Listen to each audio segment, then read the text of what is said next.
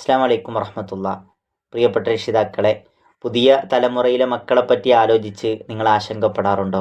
പലപ്പോഴും അതിലേറ്റവും ഗൗരവമുള്ളതാണ് തിന്മകൾ പ്രചരിക്കുന്ന ആശയങ്ങൾ കുട്ടികളിലേക്ക് എത്തുന്നു എന്നുള്ളത്. സോഷ്യൽ മീഡിയയുടെ സ്വാധീനവും തിന്മകൾ നോർമലൈസ് ചെയ്യുന്നതുമൊക്കെ. അതോടൊപ്പം നേരെ മറുഭാഗത്ത് കുട്ടികൾക്ക് ദീനിനോട് വെറുപ്പും ഇസ്ലാമിനെ ഇഷ്ടമില്ലാതെയാകുകയുമൊക്കെ ചെയ്യുന്ന സാഹചര്യം വർദ്ധിച്ചു കൊണ്ടിരിക്കുകയാണ്. ഇവിടെ പലപ്പോഴും രക്ഷിതാക്കൾ ചെയ്യുന്നത് കുട്ടികളെ കുറ്റപ്പെടുത്തുകയും അവരെ വിമർശിക്കുകയും ചെയ്യുക എന്നതാണ്. യഥാർത്ഥത്തിൽ ഇതിൻ്റെ യഥാർത്ഥ പരിഹാരം എന്നുള്ളത് ദീൻ കുട്ടികളിലേക്ക് എത്തിക്കുമ്പോൾ പ്രധാനമായും 2 കാര്യങ്ങൾ നമ്മുടെ മദ്രസ പഠന രംഗത്ത് ശ്രദ്ധിക്കേണ്ടത്.